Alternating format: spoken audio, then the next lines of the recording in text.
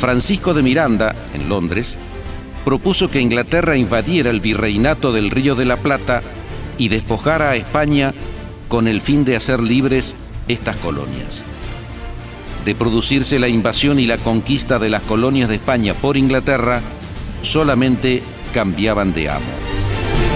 El autor del proyecto en Londres de invadir Buenos Aires es el premier Pitt, muy ligado al comodoro Home Popham.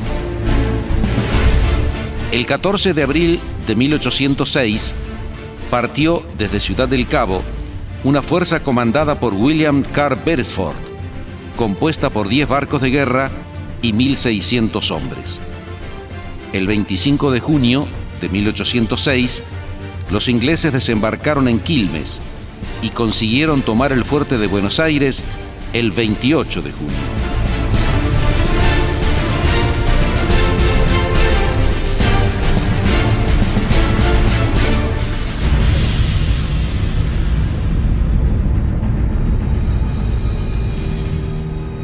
El virrey Sobremonte huyó con el tesoro, pero alertados los ingleses por ciudadanos temerosos, el tesoro fue interceptado por los británicos. Santiago de Liniers, en Montevideo, organizó una fuerza con el objetivo de tomar Buenos Aires. En Buenos Aires, Martín de Álzaga, con Pueyrredón, organizó una milicia en los alrededores de la ciudad para la reconquista. Santiago de Liniers desembarcó con su fuerza en el norte de la ciudad de Buenos Aires. Finalmente llegó a la ciudad, donde convergieron todas las fuerzas rioplatenses en un ataque contra los ingleses. Luego de 2 días de lucha, el 12 de agosto, los ingleses fueron vencidos y expulsados, obligando al gobernador inglés, William Carr Beresford, a rendirse y recuperándose la ciudad. Liniers fue considerado héroe y el Cabildo Abierto reemplazó a Sobremonte por Liniers. La segunda invasión inglesa a Buenos Aires se produjo en 1807. El teniente general Whitelock arribó a Montevideo en abril de 1807 con un ejército de 6.000 hombres al que agregó el remanente del ejército de Beresford, con lo que llegó a reunir un total de 12.000 hombres disciplinados y bien entrenados. 10.000 de ellos desembarcaron en Quilmes. La defensa de la ciudad estaba al mando de Liniers, que fue derrotado en los corrales de Miserere. Liniers propuso capitular, pero los habitantes, dirigidos por el alcalde de Buenos Aires, Martín de Álzaga, ordenaron montar barricadas, pozos y trincheras en las diferentes calles de la ciudad, por las que el enemigo podría ingresar. Reunió todo tipo de armamento y continuó los trabajos en las calles bajo la luz de miles de velas. Sin embargo, los invasores se enfrentaban a una Buenos Aires muy diferente de la que se había rendido ante Beresford.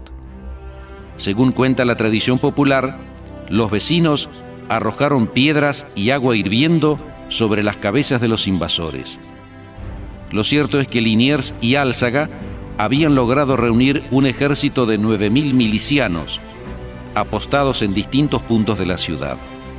El avance de las columnas se vio severamente entorpecido por las defensas montadas, el fuego permanente desde el interior de las casas y desinteligencias y malos entendidos entre los comandantes británicos. Whitelock vio cómo sus hombres eran embestidos en cada esquina. Mediante la lucha callejera, los vecinos de Buenos Aires superaron la disciplina de las tropas británicas. Tras una encarnizada lucha, Whitelock perdió más de la mitad de sus hombres entre bajas y prisioneros. El 7 de julio, el general inglés vencido comunicó la aceptación de la capitulación propuesta por Liniers y a la cual, por exigencia de Álzaga, se le había añadido un plazo de 2 meses para abandonar Montevideo. Las tropas británicas se retiraron de Buenos Aires y abandonarían la banda oriental el 9 de septiembre. En conmemoración y celebrando la reconquista, fue bautizada la Plaza de Armas como Plaza de la Victoria, en la actualidad llamada Plaza de Mayo. A principios de 1808, Napoleón entró con sus ejércitos a España. Contaba con la debilidad del rey Carlos IV y la complicidad del ministro español favorito del rey, Manuel de Godoy. Presionado por sus súbditos, Carlos IV abdicó a favor de su hijo, Fernando VII. El nuevo rey llegó a Madrid en medio de una gran expectativa popular. Pero Napoleón, cuyos ejércitos ocupaban la capital española, decidió aprovechar la crisis en la familia real, dio orden que toda la corte se reuniera con él, y allí, en un episodio calificado de farsa, la corona pasó a manos de José Napoleón, hermano de Napoleón. Entretanto, el pueblo se sublevó en Madrid y toda España se alzó en armas contra el invasor. En las ciudades se formaron juntas de representantes que asumieron el gobierno, desconociendo la autoridad de José Bonaparte. Luego de una serie de triunfos contra los franceses, la España rebelde instaló una suprema junta en Aranjuez, en nombre de Fernando VII, prisionero de Francia. La junta procuró gobernar a toda la España libre y sus territorios en América. Contaba con el apoyo del gobierno británico, empeñado en destruir a Bonaparte. Pero Napoleón no soltó su presa. Antes de finalizar, en 1808, había liquidado buena parte de la resistencia española y cercó en Aranjuez a la Junta Central, obligándola a huir a Sevilla. 1809 fue el año decisivo. Los rebeldes caían víctimas del fuego enemigo, el hambre o las enfermedades. En septiembre, 400.000 veteranos franceses iniciaron el ataque final. En febrero de 1810 se disolvió la Junta de Sevilla. Nadie sabía con certeza quién gobernaba en España. Un buque de guerra inglés zarpaba hacia el Río de la Plata.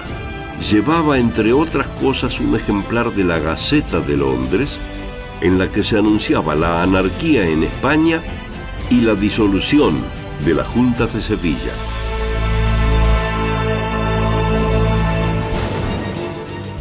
La administración española en América estaba en tela de juicio.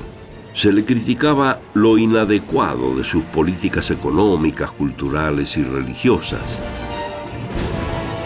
A esto se sumó el sacudimiento que produjeron las revoluciones norteamericana y francesa. La era colonial y monárquica estaba llegando a su fin. En 1809 aparecieron los primeros focos revolucionarios en el virreinato del Río de la Plata. Hubo sublevaciones en La Paz y Charcas que fueron reprimidas. En Buenos Aires habían surgido 3 partidos o facciones políticas. Estaban por un lado los héroes de la Reconquista como Liniers, Álzaga, Saavedra, y detrás de ellos todas las milicias armadas de reciente formación. Reconocían su lealtad al rey, pero diferían en cuanto a la solución que debía adoptarse ante la crisis dinástica. Durante las invasiones inglesas, estos hombres dispusieron a Sobremonte sin esperar la orden de España. La situación del virrey Cisneros era inestable. Por otro lado, estaban los más altos funcionarios de la corona, con mayoría de españoles y europeos, representados por el virrey Cisneros y los integrantes del cabildo y la audiencia. También con ellos estaban el alto clero y las familias principales españolas. Para los realistas, la única fuente de autoridad provenía de España. El último partido era el de los ilustrados, jóvenes educados en universidades de renombre y entre ellos se destacaban Castelli, Vieites, Belgrano, Rodríguez Peña, French y Beruti. Para los ilustrados, la única alternativa era la independencia de las colonias o reinos de Indias, como se los denominaba oficialmente. La situación del virrey Cisneros era inestable. En mayo de 1810, las noticias llegaron a Buenos Aires a bordo de un buque inglés y no eran nada buenas. Los franceses ocupaban Andalucía. Se había disuelto la Junta de Sevilla, el cuerpo del rey que había nombrado virrey a Cisneros. Distintos grupos políticos intensificaron sus reuniones secretas. Los patriotas se reunían en lo de Vieites y en lo de Rodríguez Peña. La resistencia española acabaría en cualquier momento.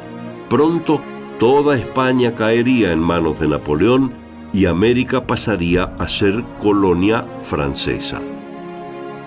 Había que separarse de la anarquía española, deponer a Cisneros y formar gobierno propio. El 19 de mayo surgió la idea de un cabildo abierto, un congreso general del vecindario que votara la deposición de Cisneros y el plan a seguir. Saavedra y Belgrano, representando a los militares y a los intelectuales patriotas, fueron al cabildo y expusieron sus pedidos a los alcaldes Leiva y Lezica. El virrey Cisneros se negó a aceptar el cabildo abierto. Propuso, en cambio, convocar a un congreso de todas las provincias del virreinato.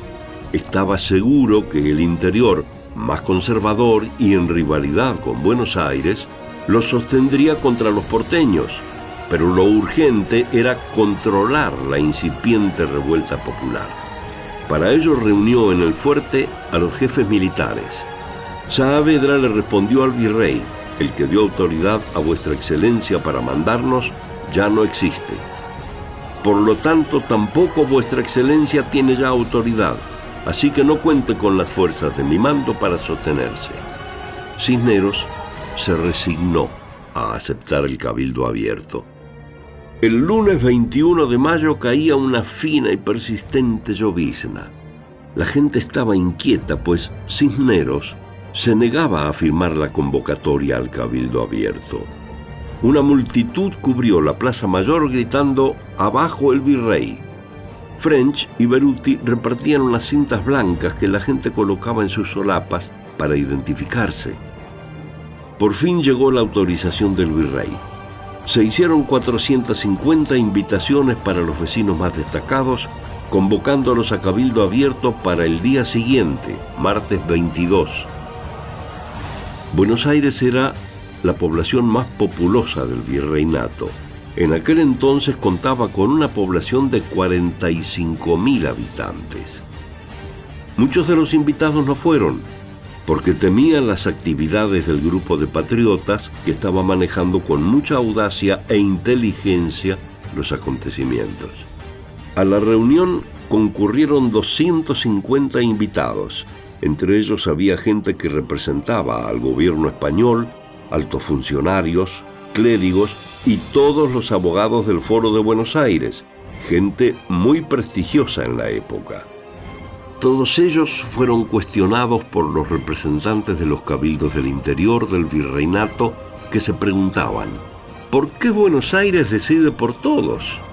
A lo cual Castelli, uno de los más inteligentes revolucionarios, respondió: porque es la hermana mayor. El 22, en la plaza, seguía lloviendo y el pueblo sabía de lo que se trataba. La consigna dentro del cabildo era si había caducado o no el supremo gobierno de España. Pese a la oposición de los altos funcionarios que insistían en convocar a un congreso virreinal, una abrumadora mayoría de votos apoyó la propuesta de destituir al virrey. El cabildo fue el responsable de formar una nueva junta de gobierno. Los del cabildo intentaron oponerse a la voluntad popular y aprovecharon las indecisiones del grupo patriota para nombrar a Cisneros presidente de la nueva junta. El pueblo, indignado con la designación de Cisneros, abandonó la plaza y concurrió a los cuarteles incitando a la rebelión de las milicias, y ante la reacción de la gente, la junta renunció en pleno y los jefes militares se negaron a reprimir. El viernes 25 de mayo de 1810, el pueblo y las milicias ocuparon la plaza y avanzaron sobre el cabildo. La proclama fue directa, dado que el cabildo se excedió en sus funciones y el pueblo asumió la autoridad. Dando a conocer una nueva junta, presidente teniente coronel Cornelio Saavedra, vocales licenciado Manuel Belgrano, doctor Juan José Castelli, teniente coronel Miguel de Ascuénaga, presbítero Manuel Alberti, Domingo Mateu, Juan Larrea. Secretarios, doctor Juan José Paso, doctor Mariano Moreno. Al atardecer del 25 de mayo, la primera Junta de Gobierno patrio asumió el poder. El primer paso hacia la independencia en la capital más austral de la América española se había concretado. Por esa misma época, situaciones similares se repetían en Santiago de Chile, México, Santa Fe de Bogotá y Caracas. La emancipación americana había comenzado. El 25 de mayo de 1810 dejamos de ser súbditos de España.